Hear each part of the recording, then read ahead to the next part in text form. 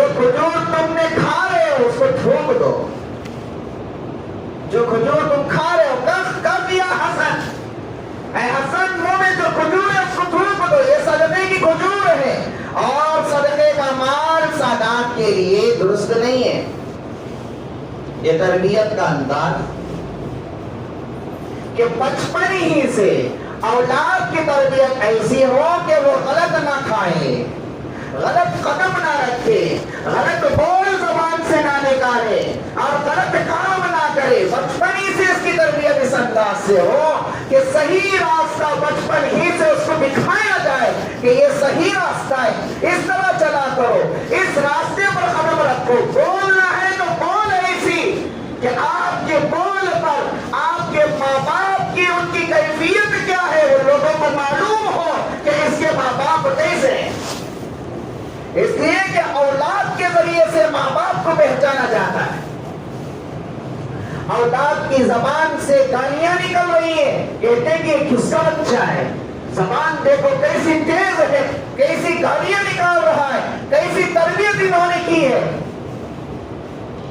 تو یہاں پر اولاد پر انگلی اٹھانے سے پہلے ماں باپ پر اٹھتی ہے، اس لیے کہ ماں باپ نے اولاد کی تربیت اس انداز سے کی ہے.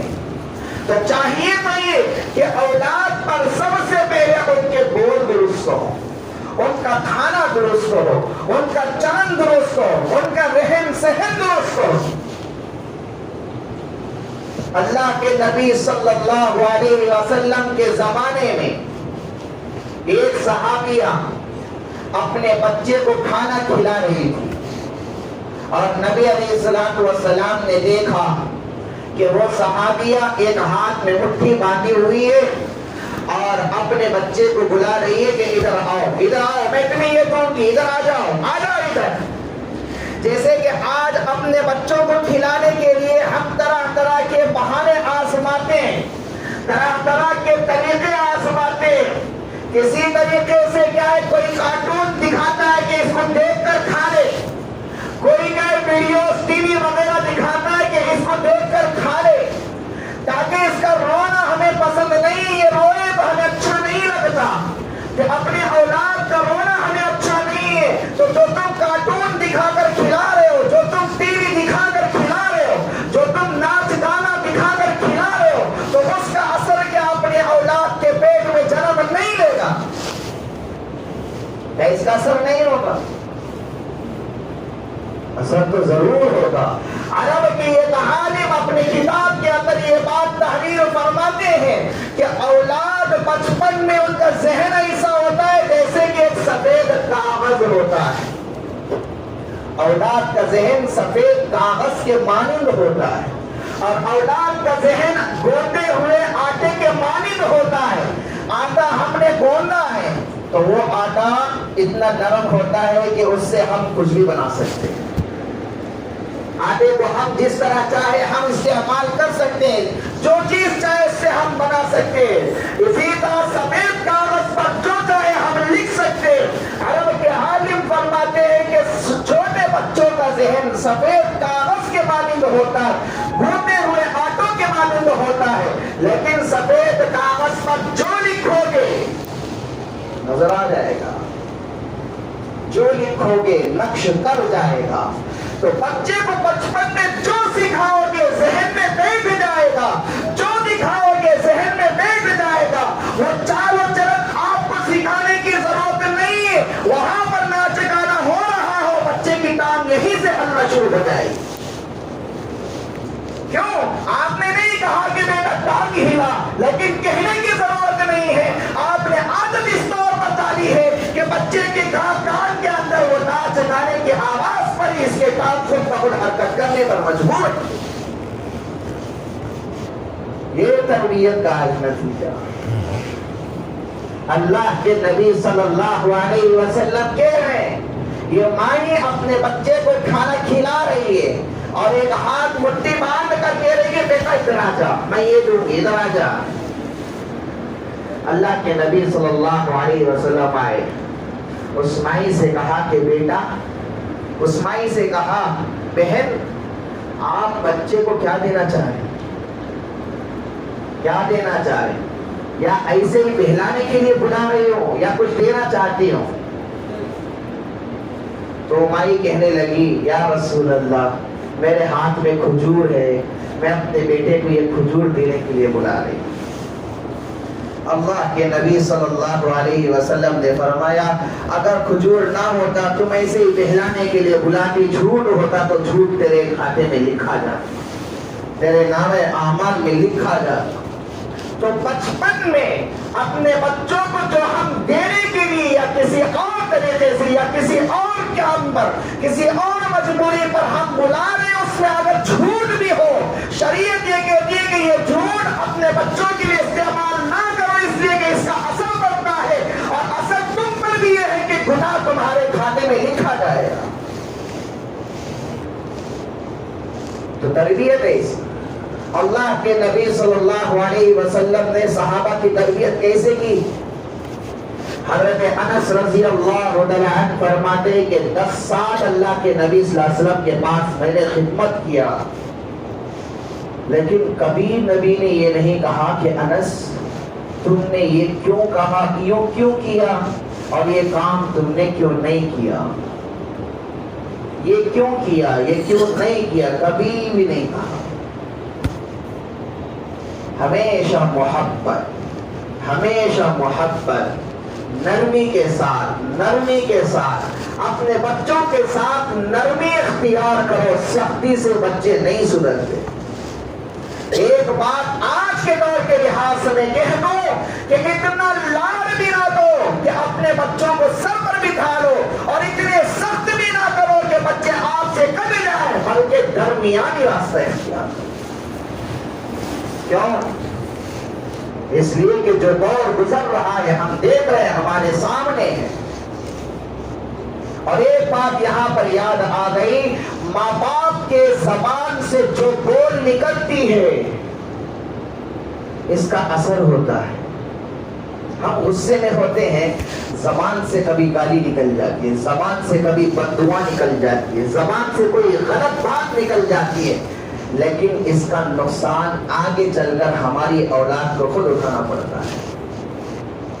تو ماں باپ کے لیے چاہیے کہ اپنی اولاد کے حق میں، چاہے وہ غصے میں ہو، چاہے وہ جلد بازی میں ہو، چاہے وہ کسی اور موڈ میں کیوں نہ ہو، چاہے وہ کسی اور ذہن کے لحاظ سے کیوں نہ ہو، لیکن جب بھی اپنی اولاد کے لیے اپنی زبان سے بات نکالے، خیر کی بات نکالے، شر کی بات بالکل نہیں۔ کئیوں واقعات ہمارے سامنے تاریخ میں پڑے ہوئے ہیں۔ مثال کے طور پر علامہ زمخشری رحمۃ اللہ علیہ بہت بڑے بزرگ گزرے ہیں، بہت بڑے اللہ والے، احادیث بیان کرنے میں ان کا بھی نام ملتا ہے،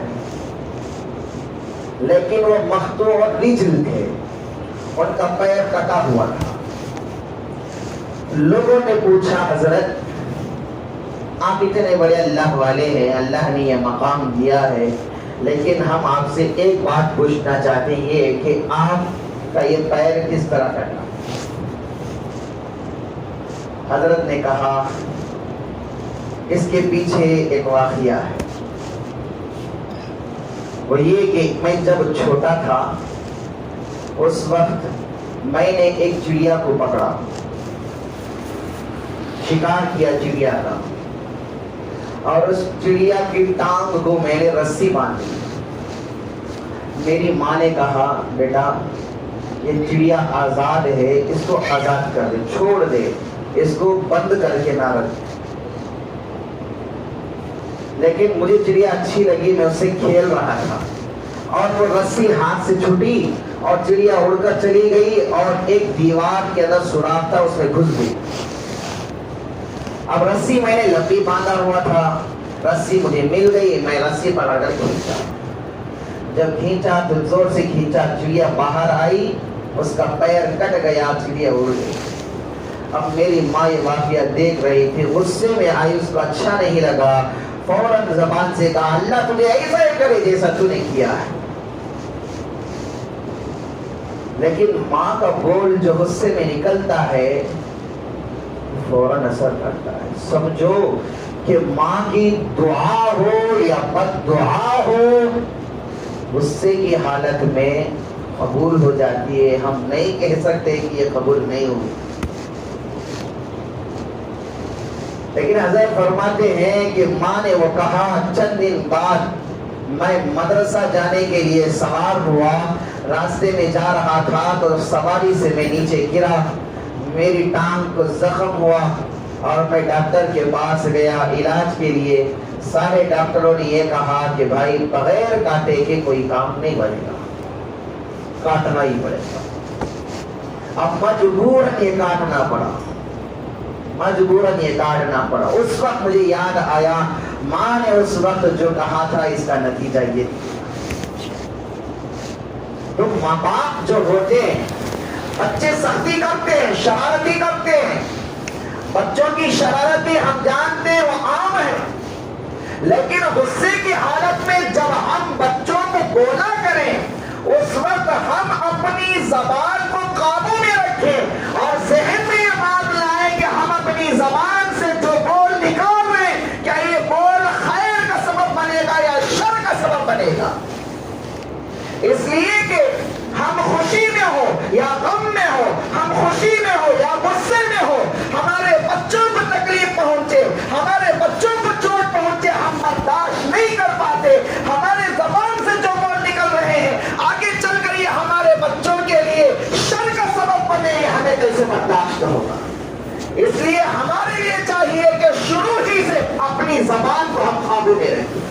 اس لیے کہ اولاد اللہ کی طرف سے ایک انمول تحفہ ہے, ایک بہت بڑی نعمت ہے جو اللہ نے ہمیں دی ہے. اس کی قدر دانی ہمارے لیے ضروری ہے. آپ نے سنا ہوگا حضرت امام بخاری رحمت اللہ علیہ کے متعلق بچپن میں نابینا ہو گئے تھے.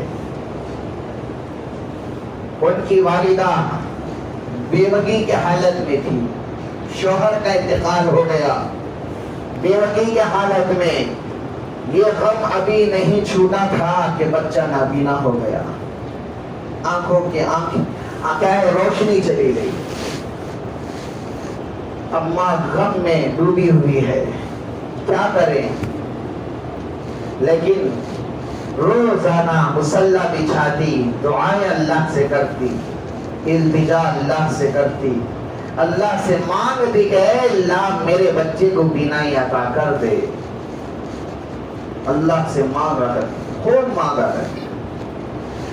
لیکن ایک دن ایسا ہوا کہ عشاء کی نماز پڑھنے کے لیے مصلی بچھائی, عشاء کی نماز پڑھی اور نماز سے فارغ ہوئی اور دعا کرتے کرتے مصلی پر ہی آنکھ لگ گئی اور خواب میں دیکھتی ہے کہ حضرت سیدنا ابراہیم علیہ السلام خواب میں آئے اور کہا کہ مائی خوش ہو جاؤ, اللہ نے تمہاری دعا قبول کر لی ہے, اللہ نے تمہارے بیٹے کو بینائی عطا کر دی.